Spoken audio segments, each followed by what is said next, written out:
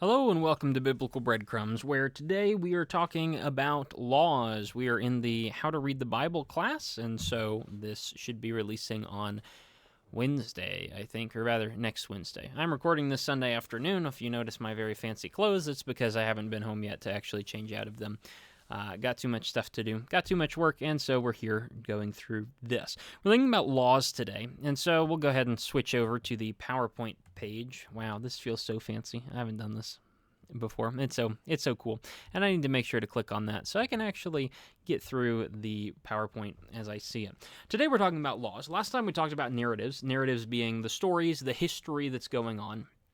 And there are a bunch of different considerations you have to take when you're going through narratives. I only got through about half of that earlier today, and so the class period for next time will be the last half of narratives and then some more stuff about laws. As we get into laws, what you need to think about are what the laws are, and then, how does that work? What is God exactly expecting? And keep in mind, we're talking about Old Testament laws. There are also New Testament laws. There are some rules to follow. But realistically, we're going to hit a lot of that when we get into the epistles section, and the epistles are not the same as the book of law, although there are some similarities, but they're not the same. So be careful conflating the two. They're not exactly the same, although they do share a few things in common between each two of them. As you think about the Old Testament laws, the first thing you have to ask is, where is the law found? Or kind of, what are we even talking about when we talk about laws and having laws? You could think about Exodus to Deuteronomy as the first section. Laws are primarily found within Exodus through Deuteronomy. That's books 2 through 5 of the Old Testament.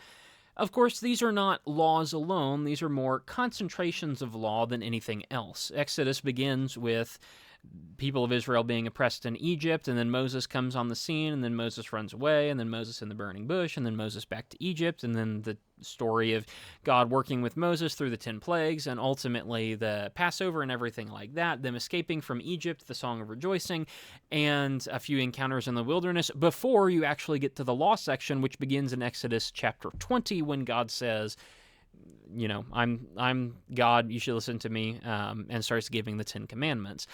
Exodus, the latter half of Exodus is law. Leviticus is a law.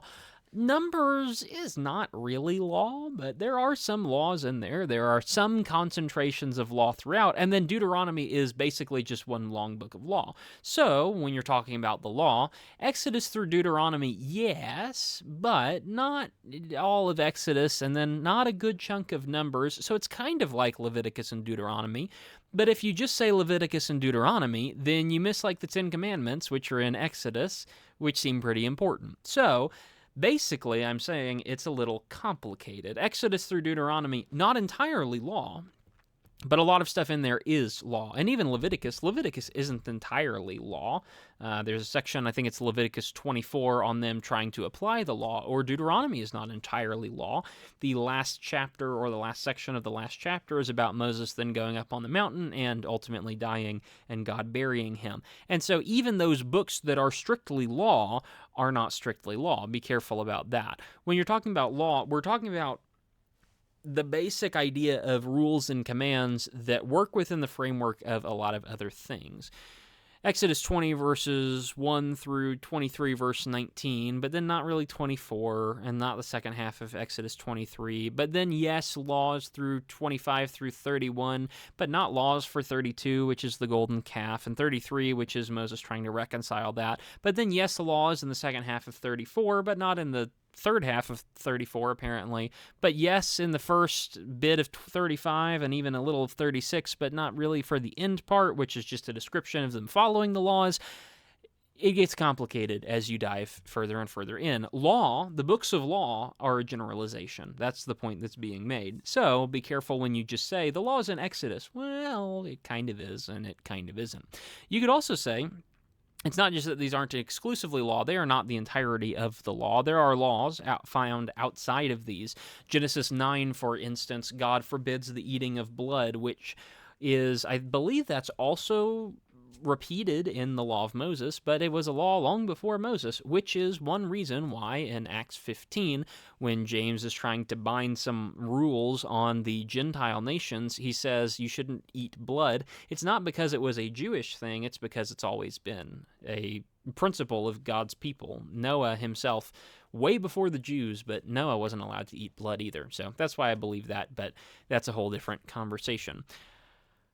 When you talk about the law, then what we're talking about is it's not just the books of Exodus through Deuteronomy, and it's not just Leviticus and Deuteronomy. It's a lot. There's a lot that goes into it. When we think about this term, the law, a lot of times you'll get tripped up on this, especially when you get into the New Testament and think about how Paul is writing.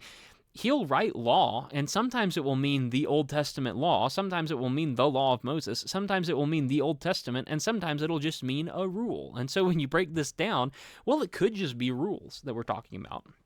When we say the law, what's the greatest commandment in the law is basically saying, what's the biggest rule? Well, love the Lord your God is the biggest rule. Okay, that's fair, but what law are we talking about? Laws can just be rules, and it's okay to just say that. We could be talking about the Pentateuch, the law of Moses, as it's often called. But the law of Moses, or the books of Moses, the Pentateuch, are Genesis through Deuteronomy. Genesis is not really a book of law at all, but it's included in the Pentateuch. It's included in what Moses wrote, and oftentimes when you just generalize it to say the law of Moses, you're not meaning half of Exodus and part of Numbers and all of Leviticus and Deuteronomy. You're meaning the books of Moses in general, which include Genesis, which isn't really the law.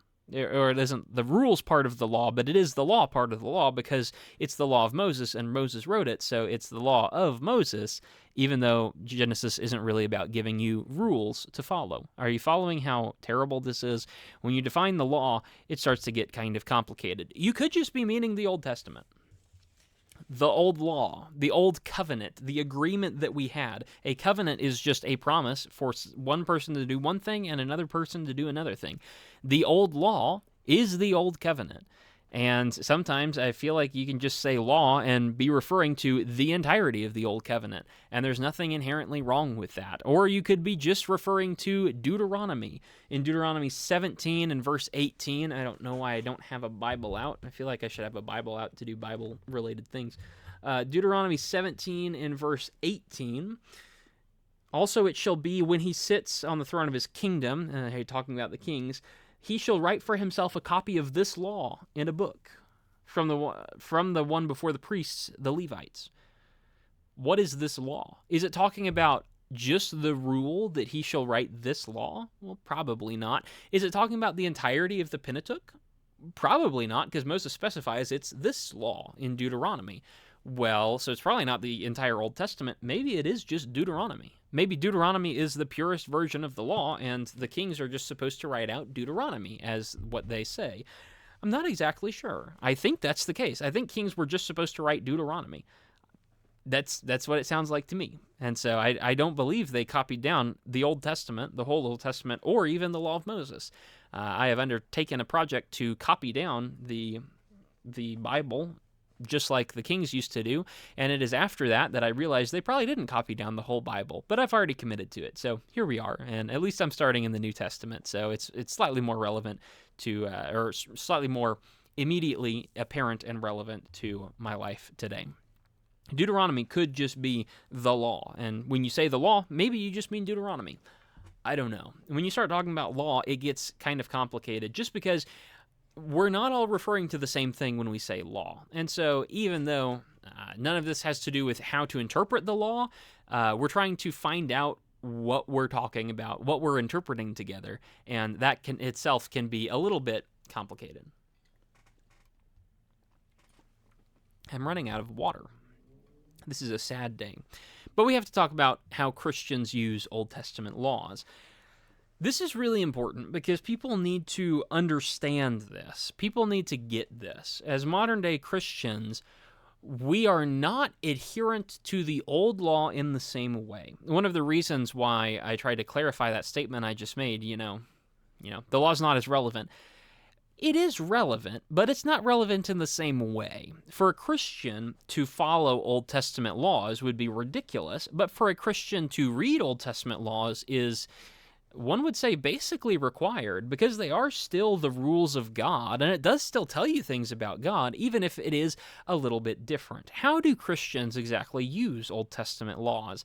It's not the same way as the Jews used to use them. It's not the same way as the Jews will potentially use them in the future, but it is in a unique way, and we should be reading the Old Testament laws. One thing you have to think about is the Old Testament laws teach us covenant. This idea of covenant being basically just an agreement between two parties, a promise of sorts where one party will do something and the other party will do something else.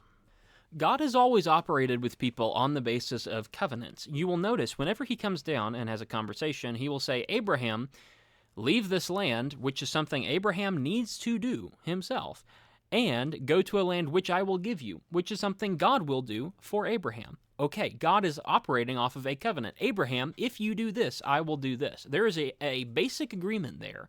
And it begins with, even installing Adam and Eve in the garden. Adam, tend to the garden. Don't eat from the knowledge of the tree of the knowledge of good and evil. That's a covenant. That's an agreement. Adam, don't do that, and everything will go well. And then Adam ignores it. Eve ignores it. Adam ignores it. Everybody ignores it. Human beings are awful. And suddenly, the covenant is broken. The trust is broken. The promise is broken. This idea of covenant, it exists. It's in the New Testament. We call it a testament. We call it a covenant, the new covenant. But where do we even get that terminology? It's probably from Jeremiah 31. Days are coming, declares the Lord, when I will make a new covenant with the house of Israel and the house of Judah. A new covenant. What's a covenant? What was the old covenant? Does the old covenant have relevance for the new covenant? And the answer is yes. If you want to understand the new covenant that we're under, it's really useful to understand what a covenant is, which is best epitomized in God's perspective as coming from the Old Testament.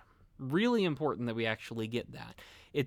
We're built off of the same pattern. New Testament Christians are not adherent to the same commands of the Old Testament law, but we are built on the same idea. We're serving the same God, and so it's natural that he would pattern one to be similar to the other and to take cues from the other. Now that we know what covenant is, we need to be aware of some other things as well, such as, this is kind of difficult because I write these things in the PowerPoint and then I kind of forget what order they come up in.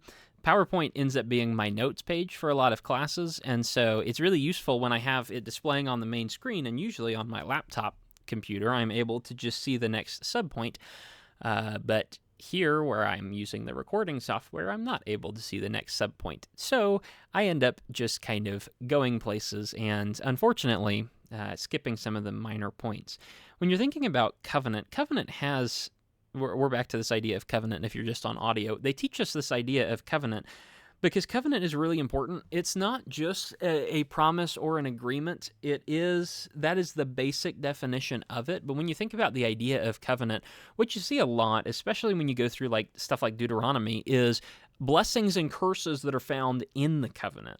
If you follow this, you will be blessed. If you don't follow this, you will be cursed. Deuteronomy 28, for instance, is a very famous rendition of this. When you enter the land of Canaan, you're going to basically chant back and forth at each other is the bit for the covenant promise, which itself, standing on two mountains and shouting back and forth in a kind of call and response, is honestly a fairly common form of covenant, I do believe, in the Old Testament time period. But here we are in Deuteronomy 28, when you're looking at the first 14 verses.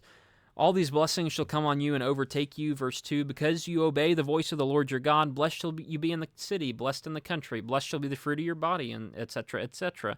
But in verse 15, if you don't obey the voice of the Lord your God, then 16, cursed shall you be in the city, and cursed shall you be in the country, cursed shall be your basket and your kneading bowl, etc., etc. When you enter into a covenant, it is not just that there is a promise that is made, it is that there are specific blessings that are detailed inside of the covenant and when keeping the covenant, and there are specific curses that are entailed when breaking the covenant. Most often when we go to a wedding ceremony, people are making covenants, right? People are making the promise, but a lot of times the promise itself is basically, will you marry this person? Will you stay committed to them? And the answer is yes, and so the wedding goes through. We don't spend a lot of time on the other half of the covenant, which is, Blessed shall you be when you stay married. Blessed shall you be when you are respectful in the relationship. Blessed will you be when you are working with your husband or your wife. Yes, there are only two. And yes, women should only marry men and men should only marry women. That's not a controversial opinion. Don't make it controversial. That's just how life works. God invented the idea of marriage. Don't try to redefine it. Hopefully you don't. God doesn't like people who do that.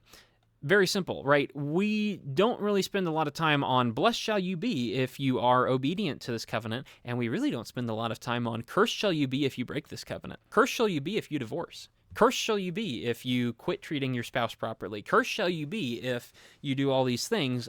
God curse you if you break this. That is a very real section of the Old Testament covenant, and that's a very real section when you get to the New Covenant as well.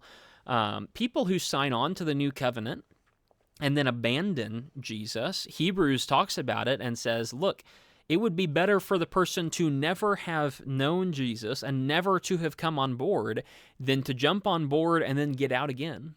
Well, why? Because when you sign on to a covenant, there are curses if you don't obey it.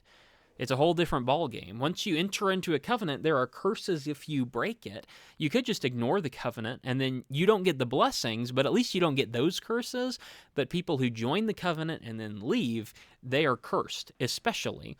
That's one of the reasons God talks so seriously about Christians who fall away and who quit following, is because they're not being obedient. They entered into a covenant, and now they're incurring curses on themselves. Unless you understand the Old Testament idea of covenant that is laid out so clearly with the Old Testament law, you're not going to get some of that meaning in the New Testament. Not to say, you're going to be completely lost, not to say you can't be a Christian if you don't understand everything, but there's a reason that's written, and it's really helpful for us how do Christians use Old Testament laws. We should know that they're not our covenant, as much as the Old Testament law teaches us what covenant is and the form of covenant and kind of what that looks like. You also need to know it's not our covenant, and so these are not binding on us. One time I had, it was through online, because of course everything is through Facebook comment sections. Somebody said that the church I was working with was not a real Christian church because we met on Sundays instead of the Lord's Day, which is the Sabbath. To which I said, yeah, the Lord's Day is the Sabbath is like God's day in the Old Testament. And this guy was a Seventh-day Adventist or something like that, who I believe they believe, so, take it as hearsay. I believe they believe that the Sabbath day, Saturday, is still the approved day and not Sunday, except everybody who's a Christian goes to church on Sundays, because that's how it has been since the very beginning. The church was not founded on a Sunday, but it was meeting every Sunday. Paul made sure that he would wait for Sunday so that he could see people before they left. Paul made sure that when you gather together on the first day of the week, when you gather together, then lay by in store and take up a giving. Well, why is it on the first day of the week? It's because that's when they're gathering together. It's not Saturday, it's Sunday. The laws in the Old Testament are no longer strictly binding on us. And when you try and bind the Saturday law in the Old Covenant, you've kind of missed the point, because why are you binding one of the laws, but you're not binding the whole law? Paul even talks about people who do that, who pick and choose and try to follow little parts of it, but they don't follow all the rest of it. If you're only going to follow the Sabbath day law, like, why are you binding the Sabbath day law? If you're going to follow something from the Old Testament like that, then follow the sacrifice law. But you won't do that, because that's not how Christians work. The Old Covenant was true, and that was how it worked for that group of people back then. The New Covenant is something different. Don't be surprised at that. The Old Covenant is not our covenant. It is not binding on us, and nor should we treat it that way. So, be warned for that.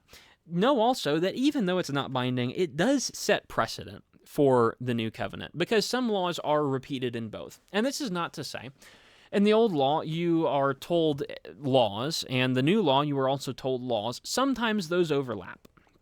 The way that the book phrased this, again, I'm basing a lot of this class material on How to Read the Bible for All It's Worth by Fee and Stewart, I think their names are. the way the book phrased this is sometimes we do follow Old Testament commandments, which I find incredibly unhelpful to say.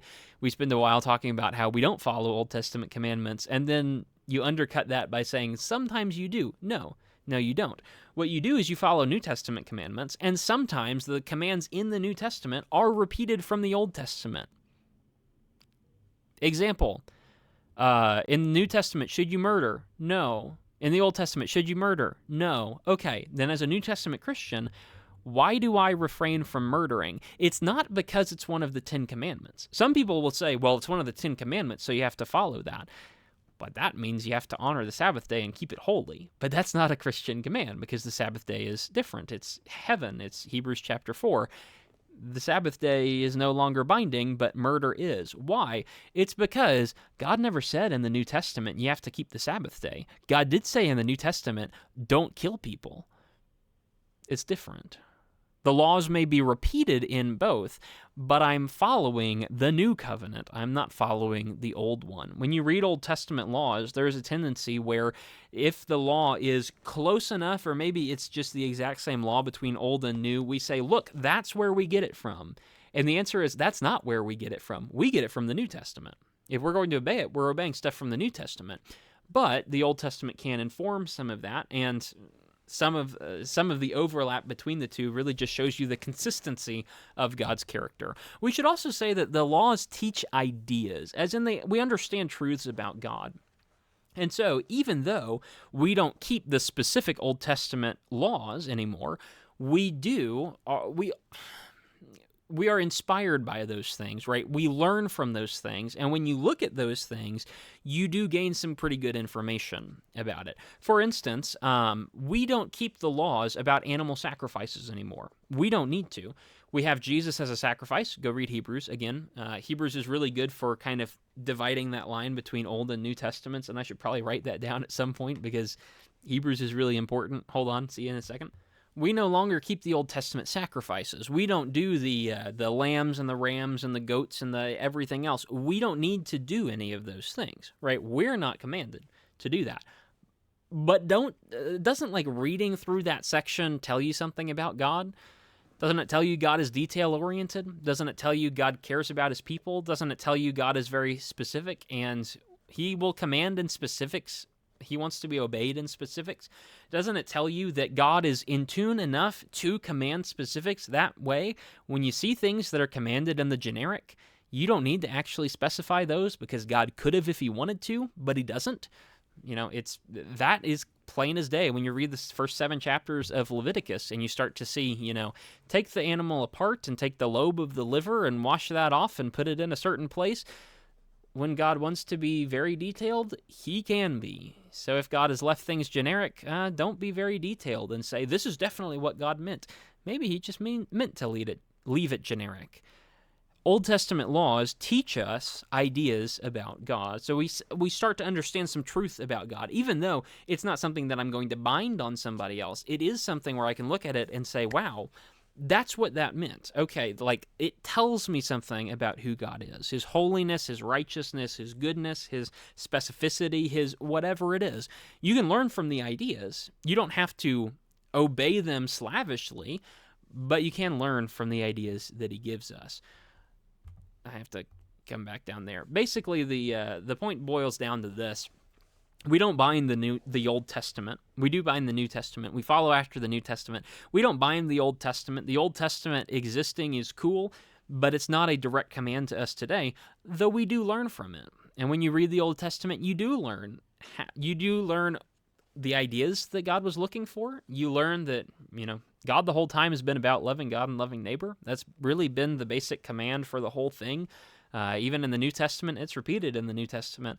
Love one another, or rather, love God, love neighbor. Jesus verified that was the most important commandment, and he even gave a new commandment, which is love one another as I have loved you. Arguably, that's the greatest commandment for the new covenant, but those two kind of, corroborate. They all scoop together, and they're all the same idea.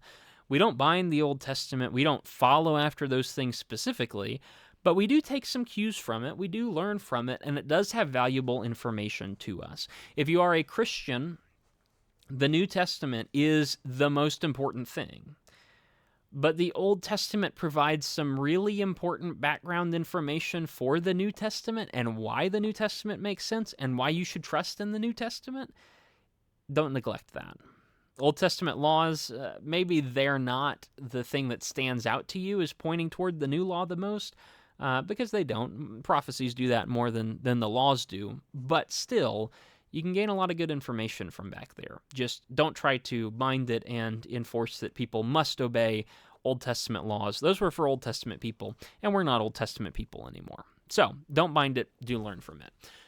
That brings us to the purpose of Old Testament laws, and this is an interesting debate. Like, what was the point of the Old Testament law? And this is even something that's kind of talked about in the New Testament, especially stuff like Galatians has to deal with this.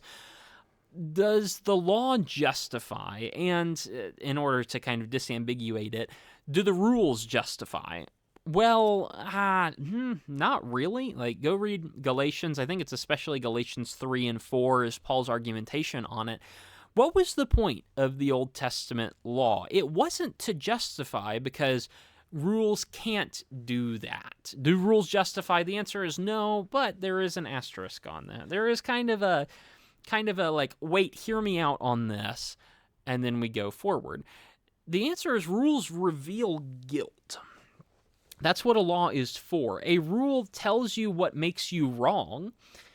So, in a kind of backwards way of thinking, if the rules tell me where I went wrong, and I've never violated a rule, then I'm never told I went wrong. So it's not like I went wrong, so I went right, so I'm good. Like, technically, the rules can be used to justify you if you're not guilty of any of them. The problem is everybody who goes through is kind of guilty of at least one of them. And once you've broken a law, the law doesn't justify you. If you go into court because you speeded, you're a criminal. Like, you speeded, you went to court. That's how that is. I have sped once, I got pulled over once, I got fined once. Okay, shouldn't have been doing that. Fair enough. I can make all sorts of excuses, but none of them are legitimate. Yeah, I broke the law. Forever, I am a criminal now. There's nothing I can do to remove that and make it so that I didn't speed, right? I can pay the fine, sure, but then I'm just a criminal who paid a fine because he had to. Nothing I can do can remove my guilt. I may not have to suffer as many consequences anymore, but nothing I do can actually remove that guilt. The rules don't justify you. If you're not guilty, the rules can confirm that you are not guilty. But even that, is that really justification? Not really. That's what the old law does. It doesn't really save you. It doesn't really justify you. It doesn't really help you. I mean, like, theoretically, if you were perfect, it would do all these things. It would save you. It would justify you. It would do those things. But even then, the law is just verifying that you haven't done anything bad. It's not actually helping you out. It's not coming in and, like, making peace where there was something that's broken. Rules just serve to reveal guilt. Does the law save? The answer is not really. Instead, what the law does is explain the saving agreement that you have with God. And this is really important. The old law doesn't save anybody. But the old law does say, hey, if you are guilty, offer a sacrifice to God, and he will forgive you. The old law, that doesn't happen because the old law said it would, right? God doesn't forgive you just because the old law says he would. God forgives you because he chooses to. The law stands not as the act of salvation. The law doesn't actually save you. The law is just there to explain what the agreement is. Hey, do you want salvation? You can't find it through the law, but the law can tell you where to find it. It can tell you how to appeal to God, because salvation is ultimately through God, not the law. God will save you if you obey the law, and if you don't, there are repercussions for that, but there is a way built into the law that you can be forgiven and ultimately enter into salvation anyway. The law does not save, but the law explains what saves you. Is that splitting hairs? A little bit. But it is really important because some people, when they come to Christianity, start to think that we have to be good enough. We have to live righteously enough to be saved, and if we don't live righteously enough, then we won't be saved. And the answer is not really. The answer is kind of, right? God does expect some level of obedience from his people who claim to respect him and love him and honor him and want to be like him.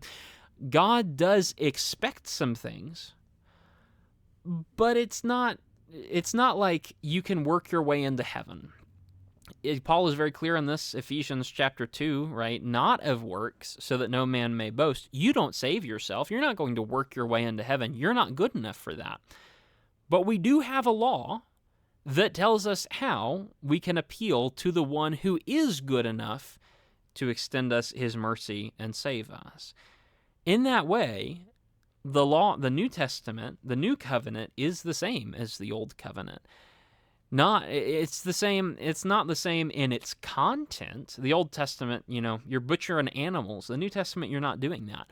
But in the Old Testament, the law doesn't save you. It points out where you're condemned, and then God can save you in spite of the law, and the law tells you how to ask God to save you and sign up for that process. The New Covenant is the same way. The New Covenant doesn't save you. Jesus saves you. But the New Covenant tells you how to sign up for Jesus so that Jesus comes in and actually saves you. That's the real purpose of the Old Testament law, and it's the same purpose in the New Testament as well. Talk about things we learn from the Old Testament law. You can see it very easily in the Old Testament, and the same idea carries over to the New Testament.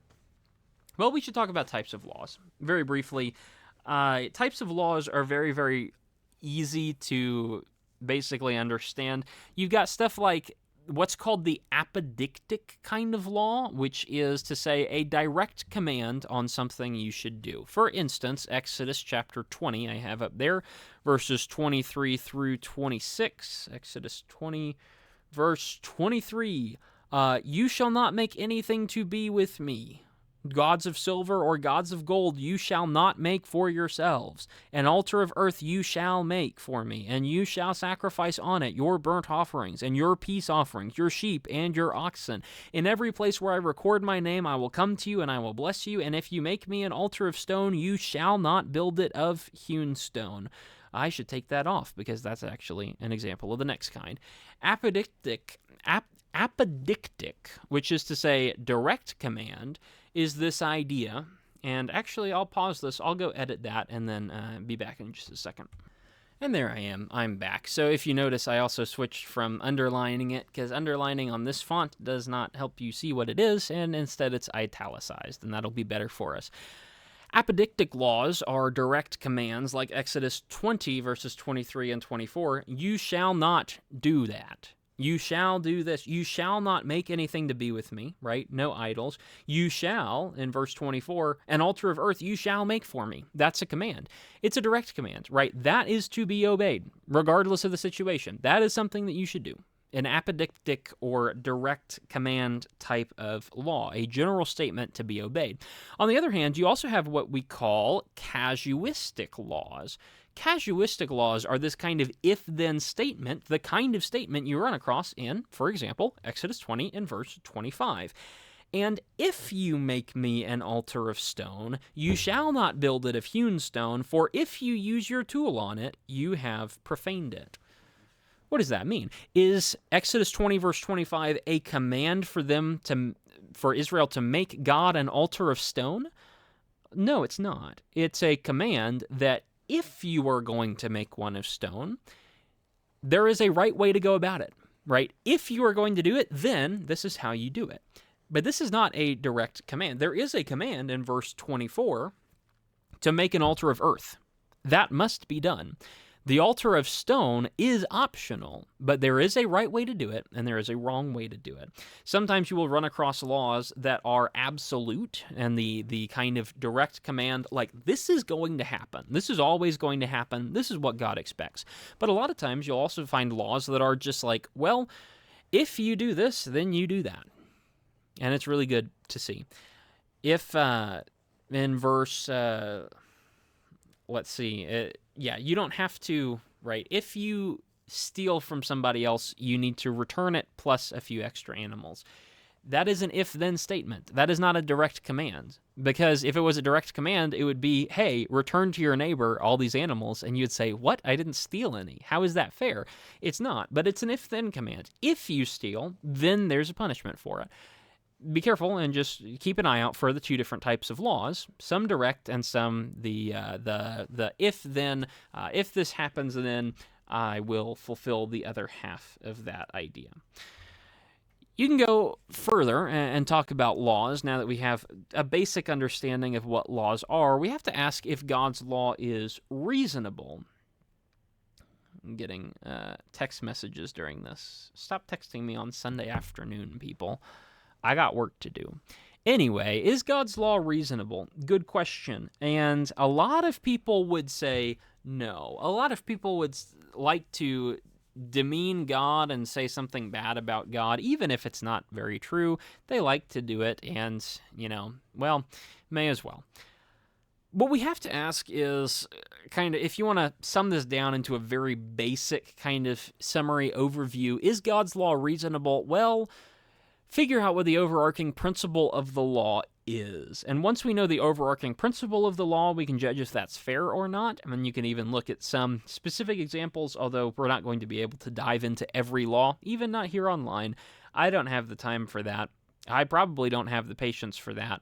And you definitely do not want to hear me go into explicit detail on every single law, because how many hours would that take? What's the overarching principle behind the law? I would argue it's probably something like eye for eye, tooth for tooth. Lex talionis, or the law of the talon, greatest law that's ever been made, in my opinion. It's basically a law of perfect justice and mercy that is balanced perfectly, and people need to think about it. A lot of people think about this law as a law of justice.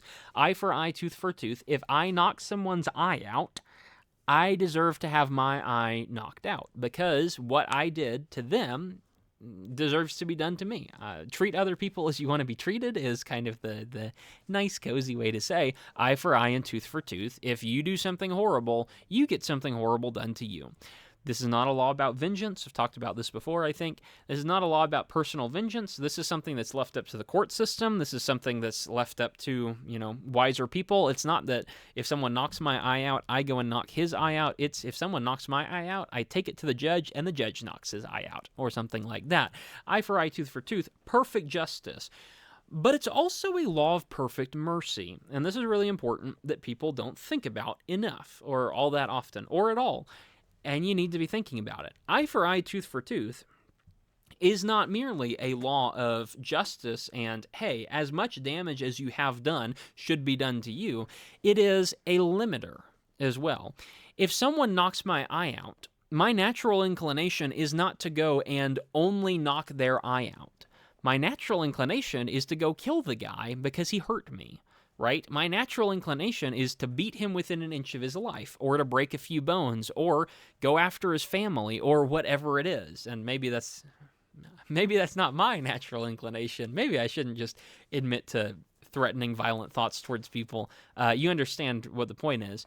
Human beings, when we are hurt, we don't think about returning that same level of hurt to somebody else. We think about destroying the other person, right? Because that's what feels good in the moment. That's what the mind of vengeance says. But God says you're not allowed to. God says, hey, that person took a tooth from you. Okay, that's bad, right? They will be punished. But you don't get to take out 2 of their teeth. If you do, then you've been vindictive, and they get to remove 1 of your teeth as well. If you transgress this, eye for eye is equivalent exchange, the law of alchemy, incredibly important. You give one thing, you get one thing. If you're supposed to give eye for eye and you lose your eye so you kill the other person, you've gone way too far. And suddenly the law is against you because you've just murdered a person and you had no right to. If someone murders someone, yes, it is righteous for them to then be killed. Sometimes that is given to the responsibility is given to the family for them to be the blood avengers. Sometimes it's given to the law and the courts for them to decide that.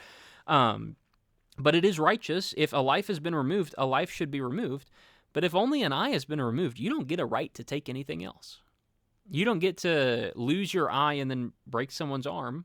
That's not fair. That's not what he did to you, so that's not what you're going to do to him. You don't get to lose an eye and kill the person. That's not fair. That's not what he did to you. That's not what you get to do to him. This is a law of justice balanced with a law of mercy, and it is fantastic. Eye for eye, tooth for tooth. Lex talionis it's my favorite law. It's such a good one. And that's really a lot of the overarching principle of the law. If you stole a sheep, you give back a sheep. You don't give back a goat, you give back a sheep. Granted, you do give back a couple extra sheep for interest because you stole it and you committed a crime. It's not just return what you took to the other person. No, there's a little bit extra on there, but it's not if I stole one sheep, I give back 5 cows. It's if I steal a sheep, I give back a few sheep. And that's how it goes. It keeps things balanced. It keeps things within the realm of balance and fairness, as it were. Justice and mercy, making sure the justice stays just. If you want to, you can compare that to other law codes at the time, and you'll probably come across something like the Law Code of Hammurabi. There's this nice little book that I have here, which is the Codes of Hammurabi and Moses. Basically, this is a book by W.W. Davies. I have a copy of it, where it takes the law of Hammurabi being an ancient, what's his name, king. He was a king of some sort. I forget. It's probably in the introduction here, but do I have time to read it? He's Babylonian or something like that. He was Babylonian before Babylonia was, like, officially Babylon, I think it was, or something along those lines. And he came up with a very famous law code, and he wrote it out, and it was supposed to be obeyed. And a lot of other law codes in the ancient Near East, is that area of the world, they take their cues from this, or at least they're pretty similar to this. Hammurabi's code is one of the only ones that survived, or at least it's like the main popular one that people know. Is a good example of a law code.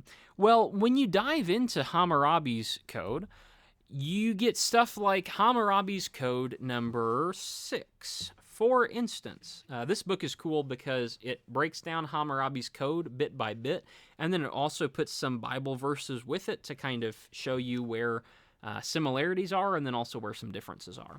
So if you want a copy of The Codes of Hammurabi and Moses by W.W. Davies, I think it's pretty cool. It's pretty useful. Verse 6, if you're into this kind of thing, which most people aren't.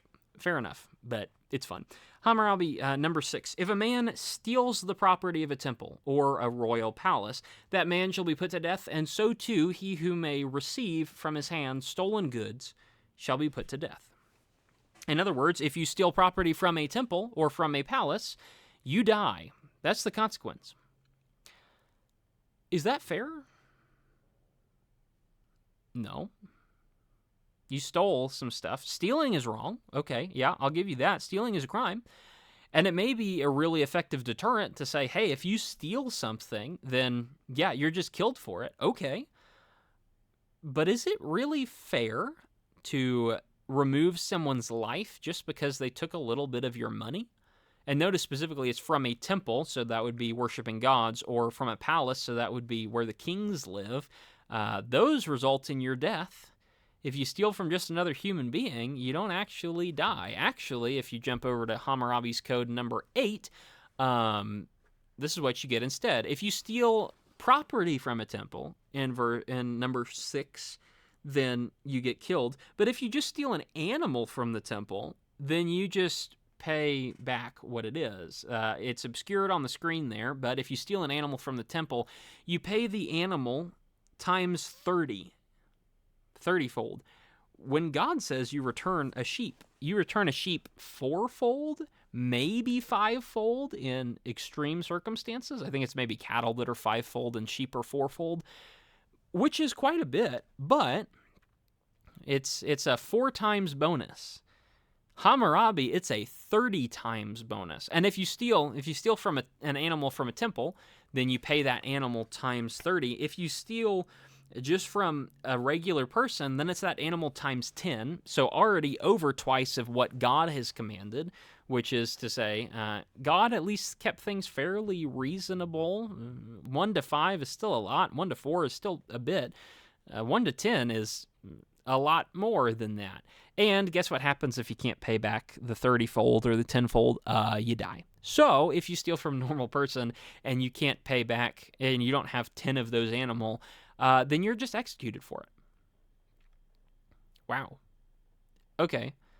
That's a little bit strong, isn't it? Or maybe you go back to stuff like Hammurabi 2, which is just stupid. This is silly. When God puts laws about stealing stuff, yes, you are punished. Yes, you have to return more than you stole, but it's kept within reason. Steal 1 sheep, return 4 sheep.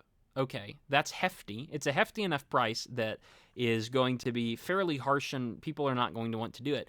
When you have to pay back the animal times 10 or times 30, and if you don't, you die. In Hammurabi's code, I can't imagine people were violating that very much. But it's partly because the punishment is not fair. It's not just. It's not just eye for eye, tooth for tooth. It is far beyond eye for eye. It is eye for half of your body type of thing. Not very fair. Hammurabi 2 is funny. Hammurabi 2 is very odd. I'll just go ahead and read it to you. If a man charge a man of being a sorcerer, so if he blames someone for doing magic, and is unable to sustain such a charge, in other words, he doesn't have evidence for it, the one who is accused shall go to the river, shall plunge himself into the river, and if he sinks in the river, his accuser shall take his house. If, however, the river shows the innocence of the man, in other words, he doesn't drown, and he escapes unhurt, then he who accused him of sorcery shall be put to death, while he who plunged into the river will appropriate the house of his accuser. In other words, if you accuse someone of sorcery and you have no evidence of them being a sorcerer, they get thrown in the river. And if they don't survive, you just get their house. You could just up and blame someone of being a sorcerer. Is if the rain has come a lot recently and the undercurrents are going strong, accuse your neighbor of being the sorcerer. Say, I have no evidence, and even if you don't have evidence, you can reliably get somebody drowned and then steal his stuff. That being said, if the person escapes, if he survives the encounter, then you are the one who is executed, and it's not throw you in the river and see if you come back out. It is just, stab you or cut your head off or whatever it is.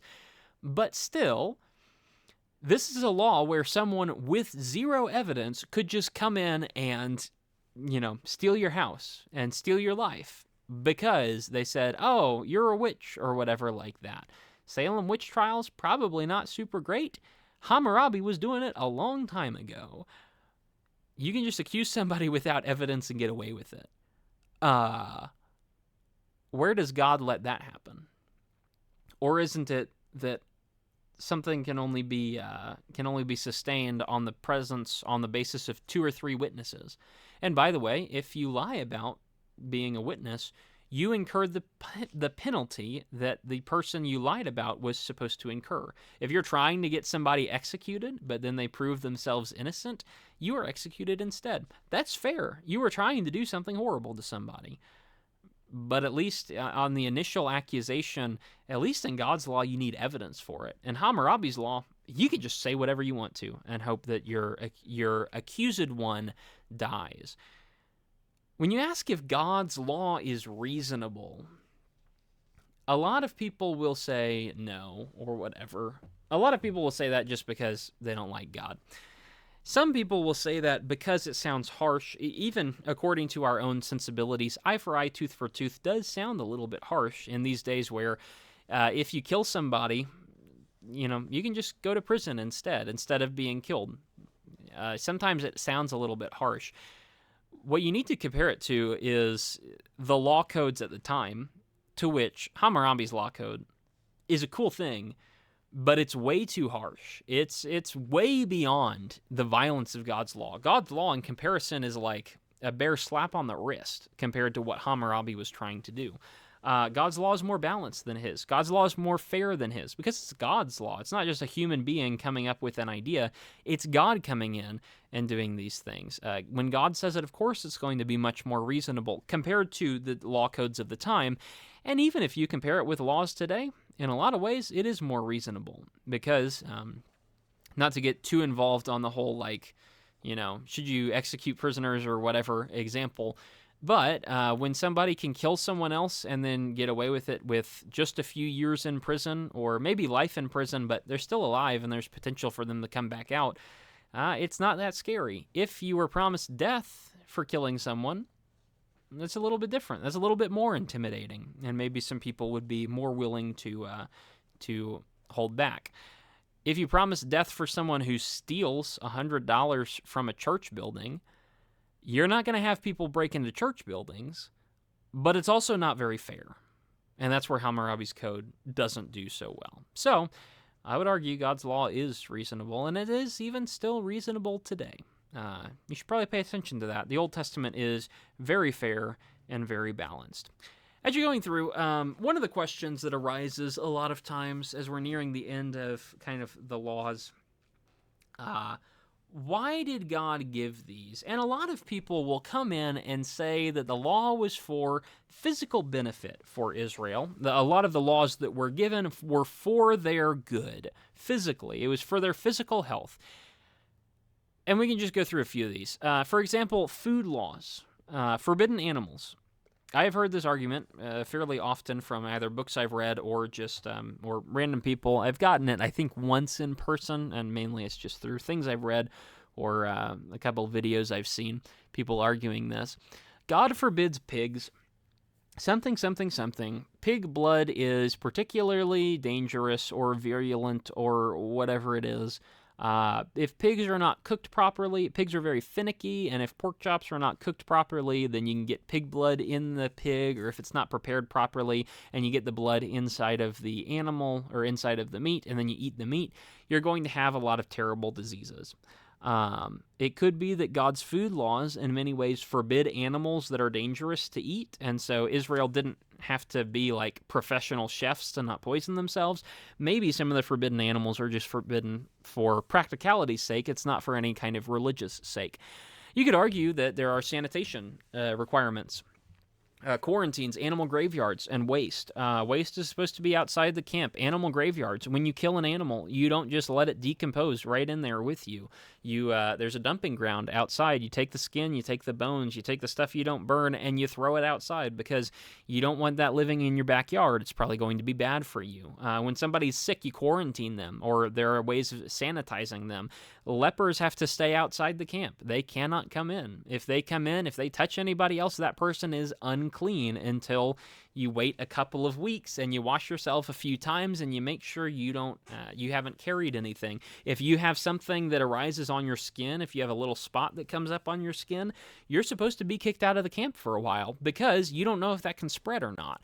And so that, even the idea of like quarantining the sick people and making sure of sanitation around the camp, making sure dead bodies are disposed of outside and not just left to rot inside, could be a physical benefit that comes out. There were bans on corrupted or unclean peoples back in the day, and you could even argue this is for a physical benefit. People who, if I am banned from eating pig because I don't want to get, whatever pig blood does to me, if I don't want to get whatever that infection is, but then I go out and hang out with a bunch of people who have just eaten pigs the night before and they cooked it improperly, then guess who's getting infected with the pig thing, even though I've never eaten the pig before? It's me. One of the reasons why you can stay away from unclean peoples, it is argued, is those people don't adhere to the same kind of standards, the same kind of health and safety standards that Israel was told to, and so they were corrupted because they would just get you sick. That was one reason for their corruption. Maybe not the entirety of it, but it's one reason for it. Or maybe it's laws about providing for the common good.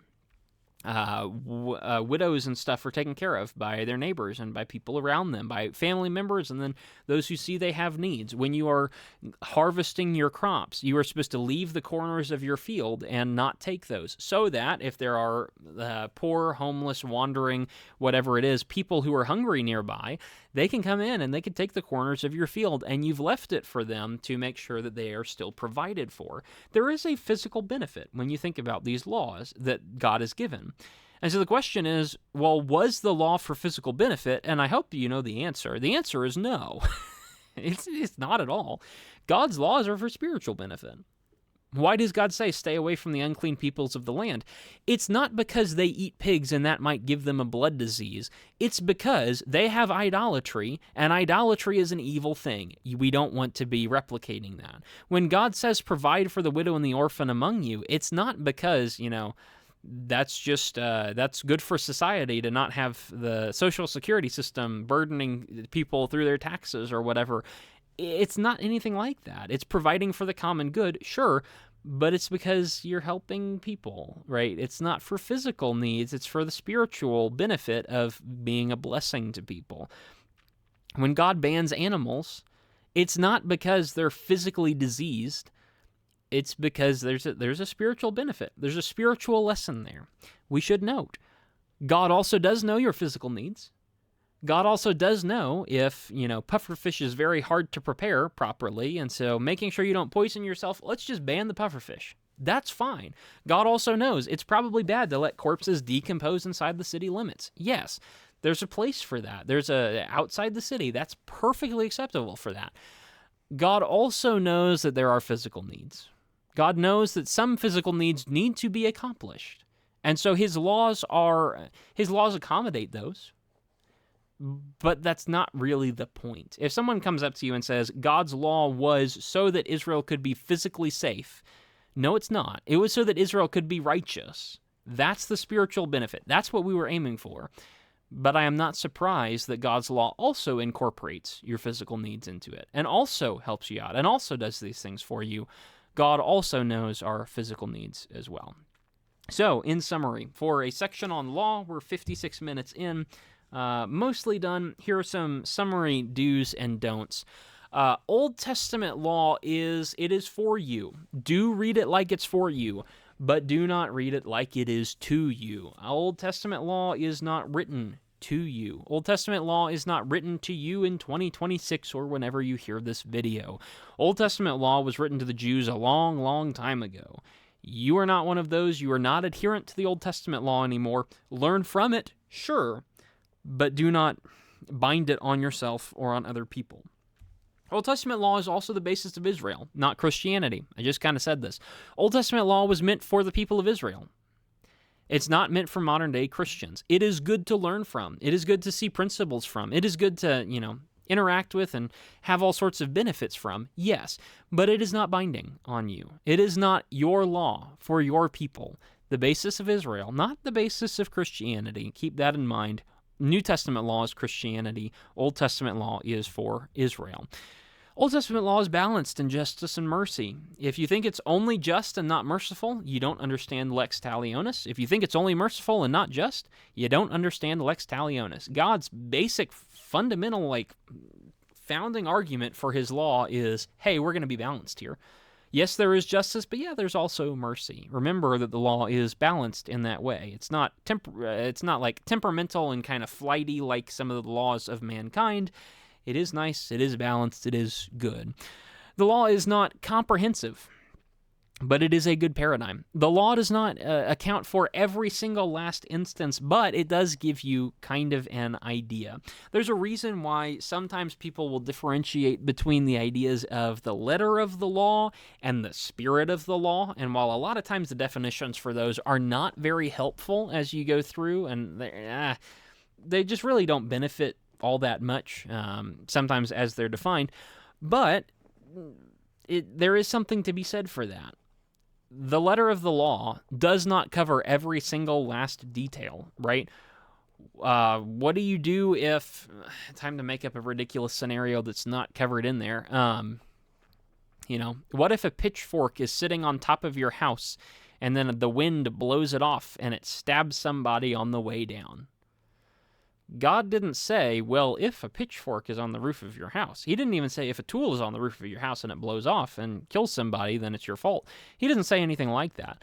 But he does say, if you did unsafe things and bad things happened, it's kind of your fault. If you have an ox who goes out and gores someone, that's kind of your fault, especially if it happens multiple times in a row. Maybe it's unintentional the first time, but the second time, it's not unintentional. At that point, it's neglect. these are not comprehensive law books. There are any number of different scenarios that may or may not arise that God does not specifically weigh in on, but he's given you enough to make pretty good guesses along those lines. So it's a good paradigm. It's not absolutely comprehensive, but it is a pretty good paradigm for you to make some guesses. And by the way, the New Testament is like that too. The New Testament doesn't tell you every single last detail, and it doesn't nail everything out perfectly for you. It's not entirely comprehensive, but it does give us enough information that on those instances where we don't have specific rulings, we can make some pretty good guesses on what's supposed to be, and then, live faithfully, and God's grace will cover if there is an accident or if we are mistaken. Old Testament law is not binding for us. Remember that. It's not binding for us. It's the basis of Israel, not Christianity. It's not binding on us, but it does reinforce the same theme. It's the same God we're worshiping. It's the same, it's the same basic God we're worshiping. We also worship Jesus, and they don't. So there is a distinction there, sure, absolutely. But we're dealing with the same God. We're dealing with love God, love neighbor. We're dealing with don't murder. We're dealing with, eye for eye, tooth for tooth, basic justice, and thinking about a lot of the same ideas. We're still dealing with a God that's holy. We're still dealing with a God that's righteous. We're still dealing with a God that wants a relationship with us and wants to live with us in the same area as us, but we are dealing with a God who is holy and high and above us and removed from us. Old Testament, they had that represented to them with the tabernacle and then the temple. We don't have it in quite the same way, but we also do have a Father. There's closeness, but he's in heaven. There's distance. Not binding for us, but it does reinforce a lot of the same themes. And I think this is the final point. Old Testament law is a blessing. It is not an arbitrary rule set. That is really important to consider. A lot of people, when they think about Old Testament law, think that God, to some extent, think that God was just like making stuff up to make people's lives hard. That's not true, right? It's not that God is making your life difficult. God is trying to help. Right, he's giving you the law. He's giving you the definitive statement on these things that are happening. This is a blessing. This is not just an arbitrary rule. Be careful when you're thinking about the law of God. It is not arbitrary. It's not given for no reason. It's not just him throwing ideas because he wants to throw ideas. He's teaching you something. He's leading you somewhere. He's guiding you and helping you. It's a blessing. And we need to remember that. Sometimes we don't think about that, but we need to remember it. I believe that's it for laws, and so next time we are going to open up the idea of prophets and dive into those. I don't even have a PowerPoint made for that yet, because I'm only a couple of weeks ahead in class, and I don't have the whole class planned out. But next time we'll be dealing with prophets. What are they? Who are they? Where does that work out? Where do you find them? How do you read them? All the different elements that go into prophets. We'll talk about some of those things, and hopefully that is also of value to you. So thanks for listening. If you're still here, if you're not here, then you won't hear this, so I guess I didn't have to include that. Thanks for listening. Hope you enjoyed. Hope you benefited, and there's a lot that goes into laws. You need to pay attention. When you're reading laws, don't read them all the same way. Anyway, thank you for listening. Hope you have learned something new, and I gave you something to think about. If not, then you are much smarter than me, and congratulations, and let me know about that too, whatever works for you. I will see you next time on Friday. Man, I'm doing this like a week and a half in advance. On Friday, I'm coming out with the next part of the Sermon on the Mount, which I think is a sermon on worry and how you shouldn't do it. It's not good and it's not helpful. So I will see you then, or I will see you next week for the talk about prophets.